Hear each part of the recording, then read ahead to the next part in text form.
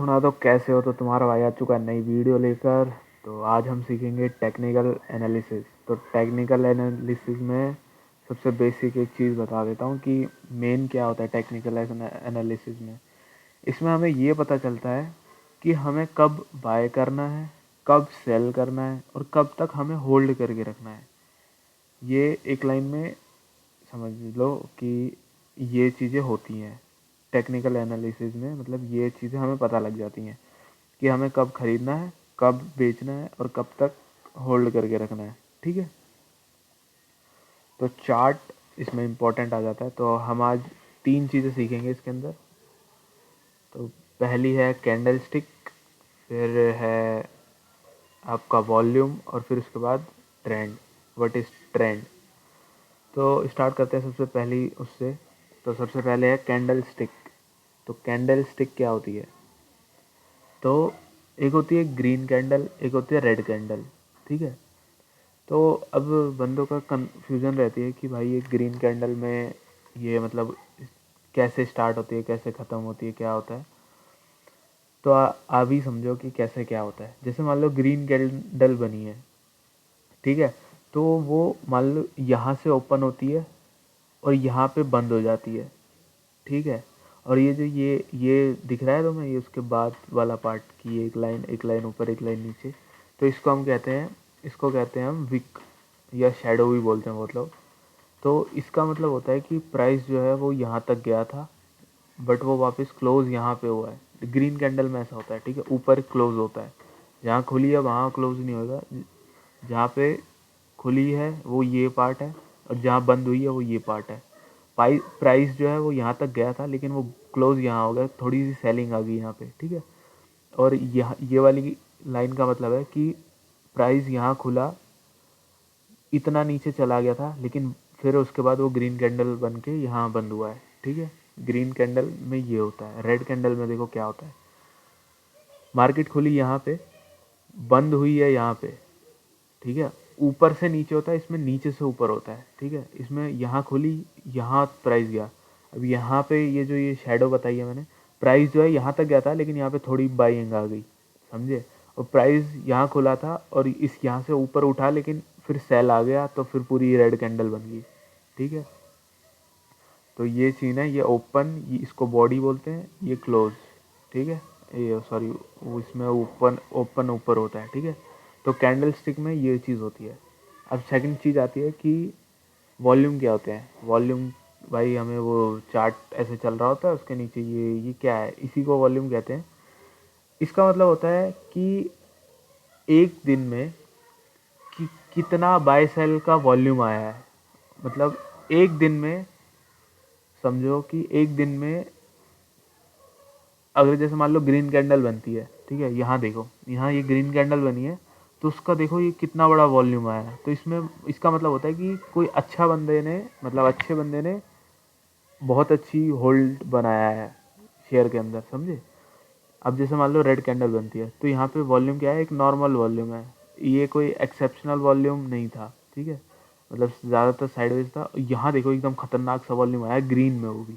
तो यहाँ पे किसी बंदे ने अच्छी होल्डिंग्स बनाई है, मतलब होल्ड किया है यहाँ पे, मतलब बाय मारा है अच्छा। मैं तो ये मानता हूँ, लेकिन बेसिक मतलब ये चीज़ होती है कि कितना बाय सेल हुआ है उसके हिसाब से एक वॉल्यूम तैयार होता है। ये नीचे यहाँ पे किसी, मतलब अगर आप कोई ऐप में अगर देखोगे तो वहाँ पे वॉल्यूम दिखाता भी है कि इतने मिलियन का या इतने लाख का या इतने हज़ार का वॉल्यूम आया है, समझे। तो उसका मतलब होता है एक डे पे कितना ट्रेड हुआ है, बाई की तरफ और सेल की तरफ दोनों का मिला के वो बताता है, समझे। और यहाँ पे ट्रेंड का, ट्रेंड के साथ देखो वॉल्यूम कैसे एकदम, अगर स्ट्रॉन्ग अप ट्रेंड होगा तो प्राइस ऊपर की तरफ उठता है और वॉल्यूम भी अच्छा खासा ऊपर उठता है। जब अप ट्रेंड वीक होने लगता है तो वॉल्यूम भी थोड़े डाउन की तरफ चले जाते हैं और फिर वो डाउन ट्रेंड में चले जाता है। ठीक है, सेकेंड थिंग ये हो गई, वॉल्यूम क्लियर कर दिया, कैंडल स्टिक क्लियर कर दी। अब अगली चीज़ है चार्ट एनालिसिस। चार्ट एनालिसिस में क्या होता है बताओ। तो चार्ट एनालिसिस में दो चीज़ें हैं, एक तो चार्ट का ट्रेंड ढूंढना होता है हमें। ठीक है, तो ट्रेंड होता है, दो टाइप के ट्रेंड है, अप ट्रेंड, डाउन ट्रेंड, एक आता है साइडवेज भी आती है। ठीक है, साइडवेज मैं बाद में समझाऊंगा जब मैं चार्ट पैटर्न्स को समझाऊंगा। ठीक है, तो अभी मैं सिर्फ 3 चीज़ें टेक्निकल एनालिसिस में बता रहा हूँ। फंडामेंटल के साथ ये वाली टेक्निकल एनालिसिस को जोड़ के फिर अपने क्या बोलते हैं उसको, किसी स्टॉक को अपने वॉच लिस्ट में ऐड करना, ठीक है।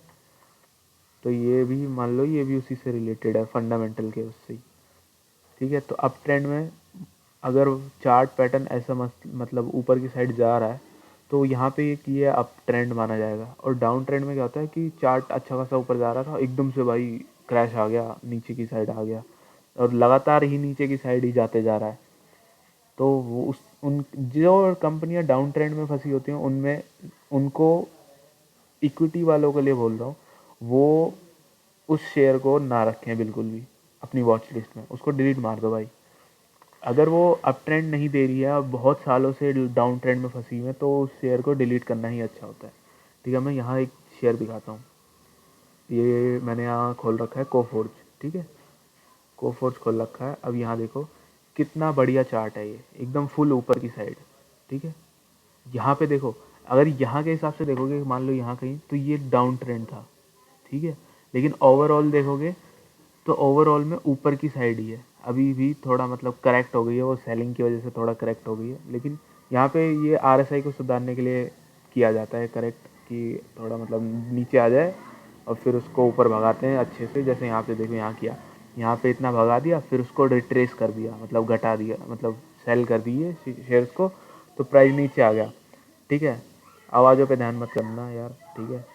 और थोड़ा एडजस्ट कर लेना, क्या बोलते हैं, यहाँ नीचे घुसा दिया और फिर साइडवेज कर दिया। अब साइडवेज जब हो जाता है ना तो यहाँ पे ना आरएसआई मतलब एक इंडिकेटर है, रिलेटिव स्ट्रेंथ इंडेक्स, उसको सुधार दिया जाता है कि मतलब अगर ओवर बाय हो रखा होता है ना तो उसको नीचे ले आते हैं लेवल पे और फिर उसको फिर से ऊपर उठाना शुरू कर देते हैं। जैसे यहाँ पे थोड़ा करेक्ट कर दिया, फिर उसके बाद उसको उठाना चालू कर दिया, फिर यहाँ पे थोड़ा करेक्ट कर दिया, फिर उठा दिया, रैली बना दी अप ट्रेंड की, फिर उसके बाद थोड़ा अब नीचे कर दिया है, अब यहाँ पे अच्छा खासा रिट्रेस तो हो गया है। अब जब से बाइंग आएगी ना एफ की तो फिर ये भी भागना शुरू कर देगा, फिर ऊपर अप ट्रेंड में चला जाएगा ये, ठीक है। तो चार्ट ऐसे ढूंढने हमें, ओवरऑल चार्ट देखना होता है कि भाई ऊपर की साइड है कि नहीं, ठीक है, नीचे से ऊपर, ये नहीं कि ऊपर से नीचे आ रहा हो और कई साल तक अभी भी नीचे ही है, तो ये नहीं होना चाहिए। तो ऐसे शेयर्स को डिलीट मार दो, चार्ट एकदम टॉप का चार्ट होना चाहिए ऊपर की साइड, ठीक है। तो आज के लिए ये 3 चीज़ें हैं। तो अगर सही समझ में आया हो तो देख लेना भाई हो, और बाकी मिलते हैं अगली में। सी यू। हटता कैसे यार ये, लेट्स